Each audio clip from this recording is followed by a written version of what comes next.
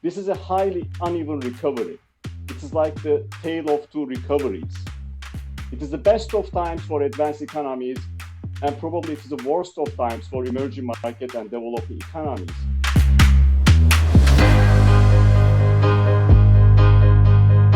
Today, an expert answers a health check on the global economy. As the world enters this uneven recovery after the worst economic crisis since World War II, what exactly do we mean by uneven recovery, and what's the prognosis for growth over the next year? To get answers to these questions and a whole lot more, I recently spoke to the World Bank's Acting Vice President for Equitable Growth in Financial Institutions, Ayhan Koze. So Ayhan, the latest edition of the Global Economic Prospects is out. Give us your headline, your top line figures. First of all, when you look at the global economy, the news are good. We are expecting growth around 5.6% this year. How good this number is? When you look at all the global recessions and what happened after the global recessions, this is the best number we are seeing over 80 years. So we are going to have a very strong rebound in the global economy this year. But this is a highly uneven recovery. It is like the tale of two recoveries. It is the best of times for advanced economies, and probably it is the worst of times for emerging market and developing economies.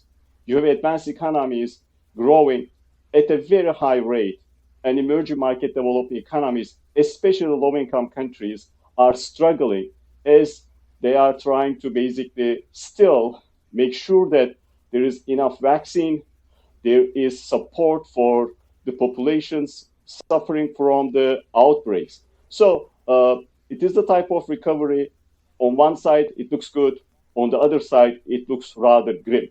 On that unevenness, how much of that's being driven by the big sort of economic recovery we're seeing in the United States and China? If you were to take those two countries out of the picture, what does the sort of recovery picture look like? U.S. is going to deliver a record growth number, close to 7%.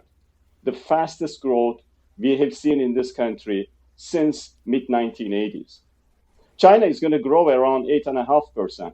Given the size of that economy, that's quite an impressive number. Both of these countries undertake the vaccination programs. They are vaccinating their populations rather quickly, opening up their economies. They also implemented a wide range of support measures. But when you take out these two countries, growth looks much weaker. For example, I talked about growth in emerging market developing economies around 6%. That number looks pretty strong. But if you take out China, the number goes down to close to 4. And for low-income countries, growth number is going to be less than 3%. Those are the countries we need the growth most. Vaccination is critical. In fact, when you look at our growth numbers in January and our growth numbers now in June, those countries, they have been able to vaccinate their populations speedily. They ended up having growth upgrades. And those, they haven't been able to do that, have been subject to growth downgrades. One of the things I've been reading about is, during the crisis, a lot of these countries, developing economies, they implemented these, safety net measures, these cash transfer measures, and that propped up a lot of people. That gave a lot of people support during the crisis. Do you worry about those measures, those mechanisms for supporting people sort of being unwound too soon or sort of deactivated too soon? And if so, what would that mean for the recovery? Now, when you look at what happened last year, policymakers responded, and they responded aggressively. And of course, in the case of emerging market developing economies, those programs were much smaller, but they were able to implement to some extent. What we are saying in the report, let's be careful when we withdraw this support, because we don't want to basically slow down the recovery and help the countries, populations that needed the help.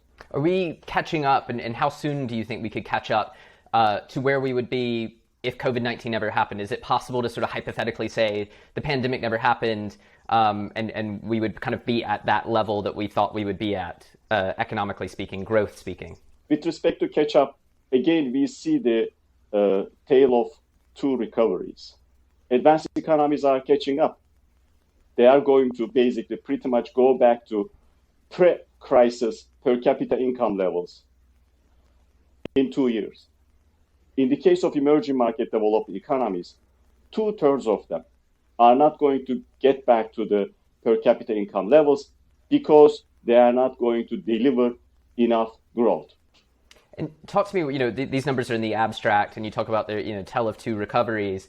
In the countries that are still struggling, those developing countries, those emerging markets, when we see numbers like these, this sort of weak growth, or over the past few months, even negative growth, what does that mean for the average person on the ground? What does that result in for people on the street?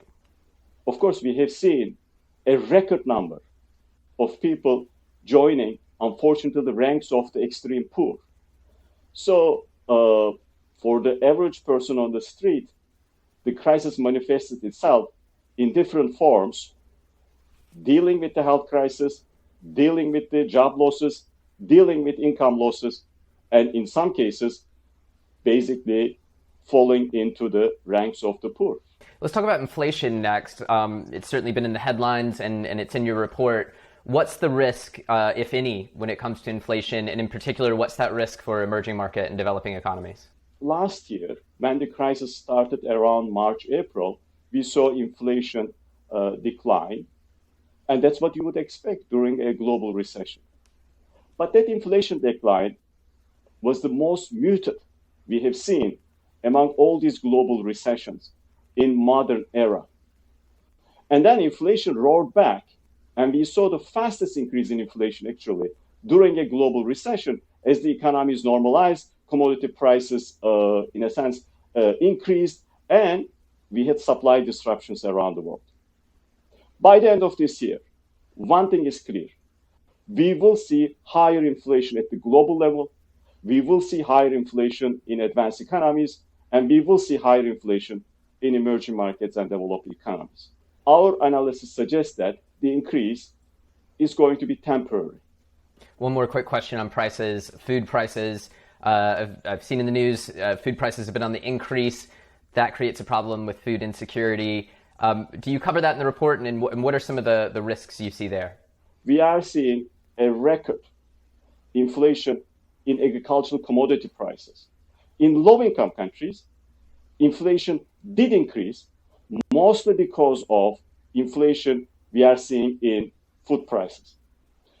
So this inflation adds to the existing food insecurity problem we see around the world, creates all types of challenges.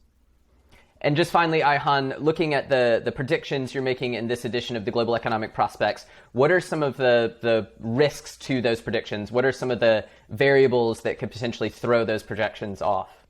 Single most important risk is associated with distribution and deployment of vaccines, controlling the pandemic.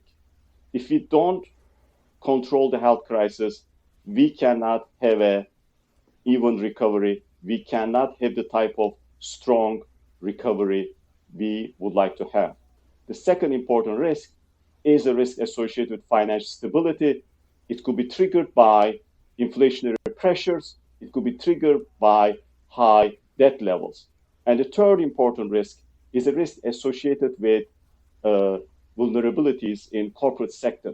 During the crisis, countries have undertaken a wide range of measures to protect firms, and sooner or later, they are going to remove those measures.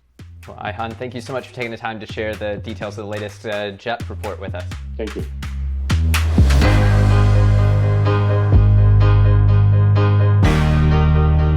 A huge thanks to Ayhan Koze for his time. If you want to check out the latest edition of the Global Economic Prospects and see how your country or region is faring, head on over to worldbank.org. And if you want to get in touch with me, Ayhan, or any of the rest of the World Bank team, shoot us an email, expertanswers@worldbank.org. Thanks so much for being with us, and until next time, goodbye.